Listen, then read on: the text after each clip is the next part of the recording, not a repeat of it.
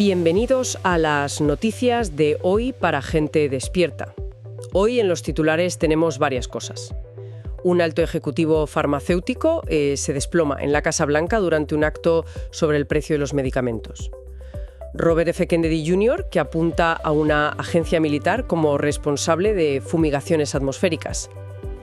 Elon Musk advierte, la inteligencia artificial, cambiará nuestras vidas antes de que podamos asimilarlo.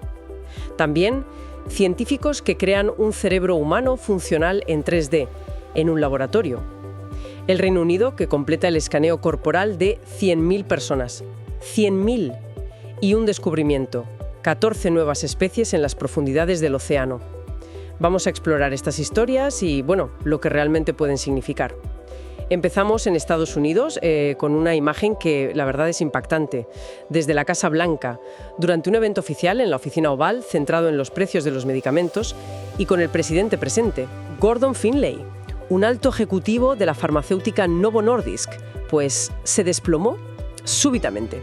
Todo quedó grabado por las cámaras, en directo, y claro, el acto se suspendió de inmediato. La compañía ha comunicado que Finlay se encuentra estable, en observación, pero sin ofrecer más detalles concretos sobre la causa. Es una imagen potente, sí, sin duda. Más allá de las posibles causas médicas individuales, estrés puede ser, agotamiento, alguna condición preexistente, lo que lo carga de significado es el contexto, ¿verdad? Claro. Ocurre en el centro neurálgico del poder político, y justo mientras se discute un tema tan sensible como el coste de los medicamentos.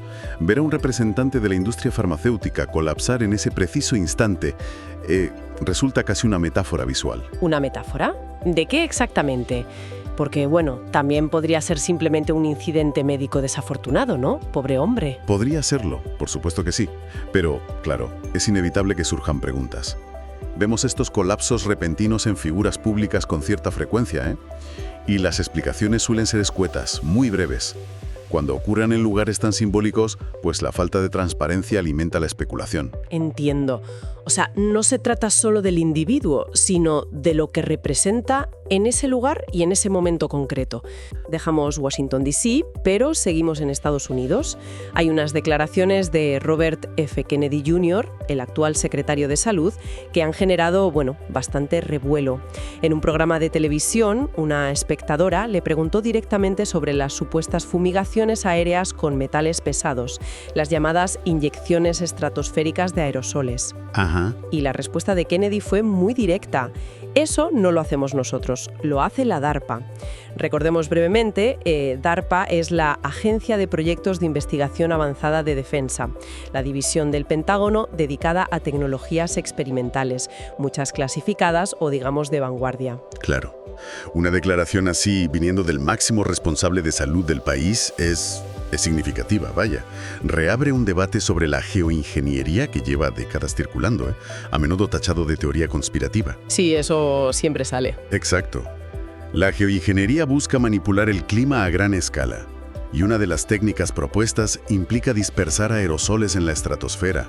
Se habla de partículas de aluminio, bario, estroncio, para reflejar la luz solar y, teóricamente, enfriar el planeta. O con otros fines militares. Entonces, ¿Kennedy está confirmando que DARPA realiza estas operaciones? ¿Así directamente? A ver, lo que hace señalar directamente a DARPA no necesariamente confirma operaciones activas a gran escala, pero sí apunta a la agencia responsable de desarrollar y potencialmente probar esas tecnologías. Oficialmente, estos programas a gran escala se niegan, claro, pero existen análisis independientes y observaciones ciudadanas sobre patrones atmosféricos raros, o residuos químicos que, alimentan la sospecha. Kennedy además añadió que lo investigaría y trataría de detenerlo. Pero DARPA se dedica a investigación avanzada, ¿no? Quiero decir, que investiguen una tecnología no significa necesariamente que la estén desplegando masivamente, ¿o sí? Esa es la clave y, digamos, la ambigüedad de la declaración. DARPA explora tecnologías futuristas, desde inteligencia artificial hasta armas avanzadas y modificación ambiental. La afirmación de Kennedy sitúa la responsabilidad en el ámbito militar y tecnológico avanzado, no en agencias civiles o de salud. Claro. Esto plantea preguntas importantes. ¿Qué base tiene Kennedy para señalar a DARPA? ¿Hay programas experimentales en curso de los que no se informa al público? ¿Por qué un secretario de salud haría una afirmación así entrando en el terreno de defensa? El tema es complejo porque mezcla ciencia atmosférica, tecnología militar secreta y una profunda desconfianza ciudadana, ¿no?, hacia las versiones oficiales. Sin duda, unas declaraciones que darán que hablar y que, requerirán más investigación y transparencia. Cambiamos ahora hacia el futuro tecnológico, con una figura siempre controvertida, Elon Musk.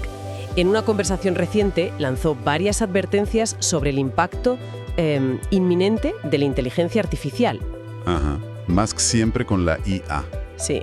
Según Musk, podríamos estar a solo unos 5 años, fíjate, 5 años, de que la mayor parte del contenido que consumimos, noticias, música, películas, posts en redes, sea generado por IA, no por humanos. Esto cambiaría radicalmente nuestra percepción de la realidad, filtrada ahora por algoritmos. También vaticinó que la IA podría asumir la mayoría de trabajos repetitivos, lo que nos enfrentaría a un desafío existencial sobre nuestro propósito como personas. Es interesante cómo Musk plantea estos cambios no como algo lejano, sino ya, inminente. Sobre la generación de contenido por IA, ya vemos avances espectaculares, ¿eh? La idea de que un algoritmo filtre nuestra realidad es potente. ¿Cómo distinguiremos lo real de lo artificial, lo humano de lo generado? Respecto al trabajo, la visión de Musk es doble.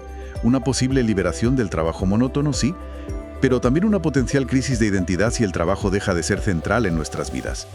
¿Qué hacemos entonces? Pero su advertencia más seria, parece, fue sobre los valores de la IA. Eso me llamó la atención. Exacto. Musk señaló que el verdadero peligro no es tanto la inteligencia superior de las máquinas, sino los principios éticos y morales con los que sean programadas. Si una IA es entrenada con datos sesgados, si adopta como verdades ideologías extremas o erróneas, las consecuencias son, impredecibles. La pregunta fundamental es, ¿quién define la ética de la IA?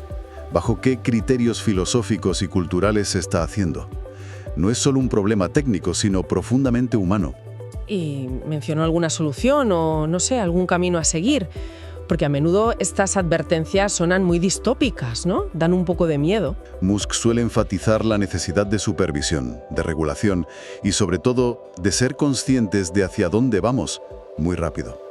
Señaló también algo que ya vivimos, el desequilibrio emocional en nuestra sociedad hiperconectada, la adicción al estímulo digital constante. Sí. Y la desconexión afectiva real. Su punto es que estamos delegando cada vez más nuestra cognición, nuestra creatividad, incluso nuestras decisiones morales, a sistemas que no comprendemos del todo y lo hacemos muy, muy rápido. Es un llamado a la reflexión, entonces, sobre qué queremos conservar de nuestra humanidad en esta transición.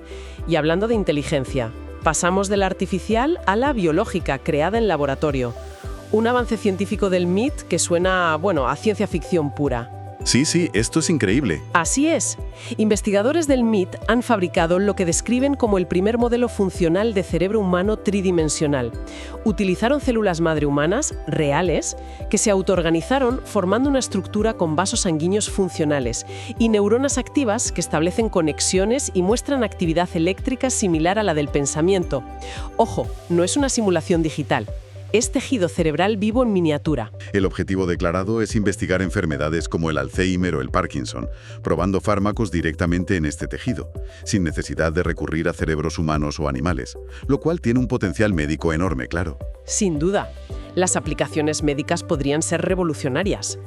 Pero, ¿qué implicaciones éticas o filosóficas surgen de crear tejido cerebral pensante, entre comillas, en un laboratorio? Son profundas, ¿sí?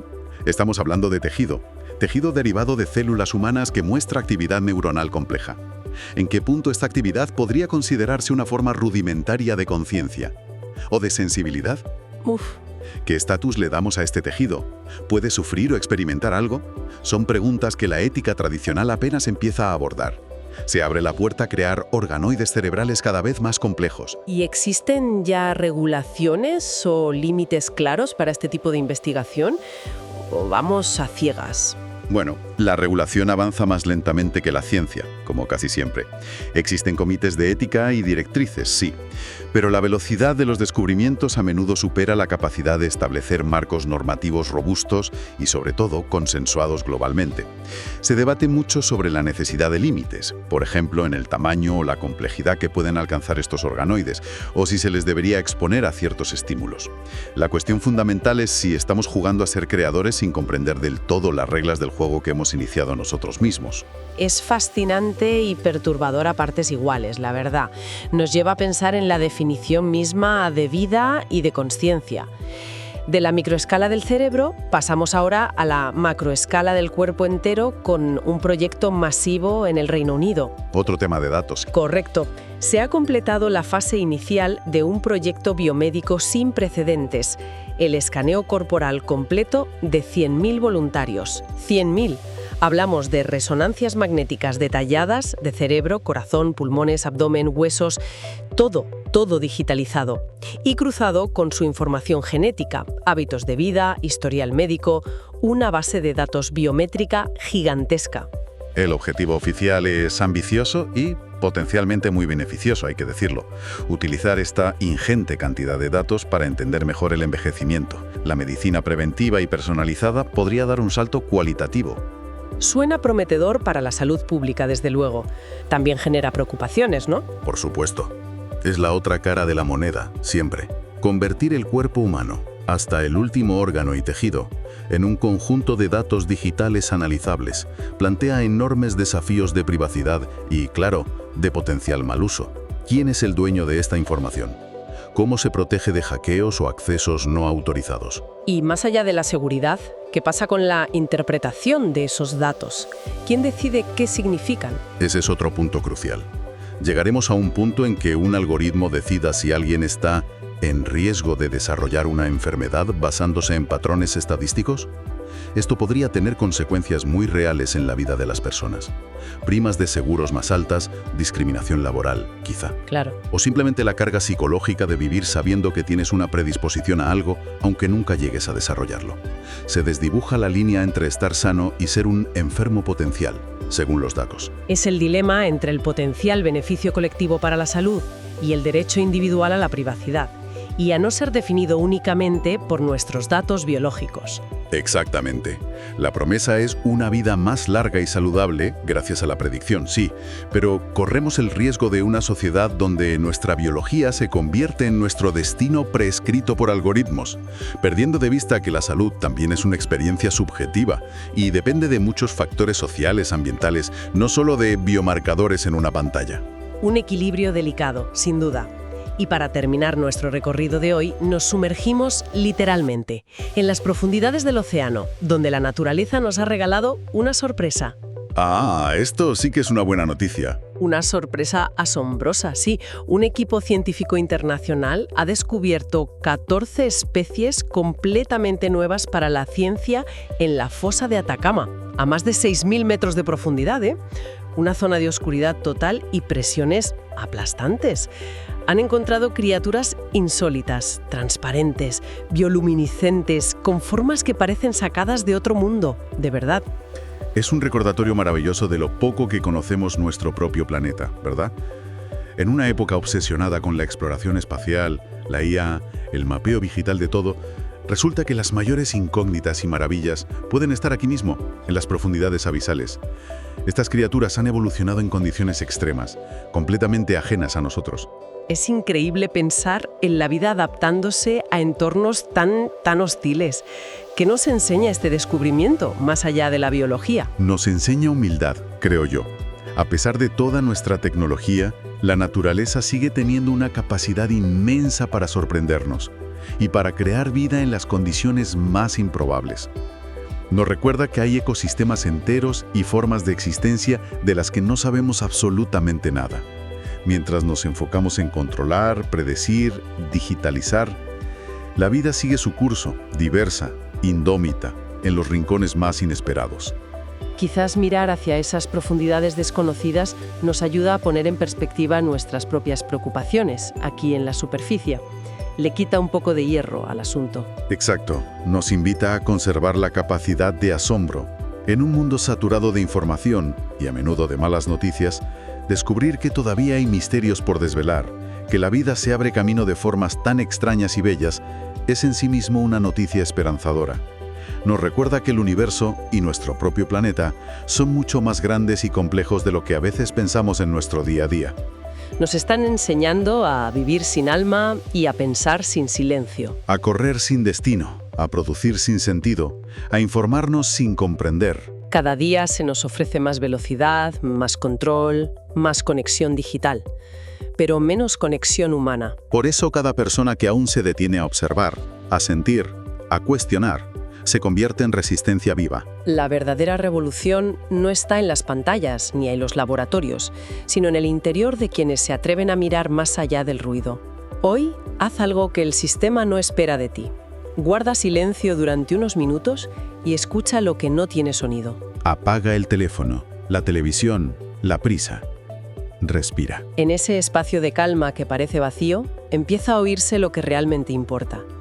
Recordar quién eres antes de que el sistema te lo diga. Hasta aquí nuestro análisis de hoy. Por favor, compartan este contenido si les ha parecido interesante, para que llegue a más personas en todo el mundo y así poder contribuir a incrementar la masa crítica del despertar humano. Es su gran gesto de contribución a la conciencia del mundo.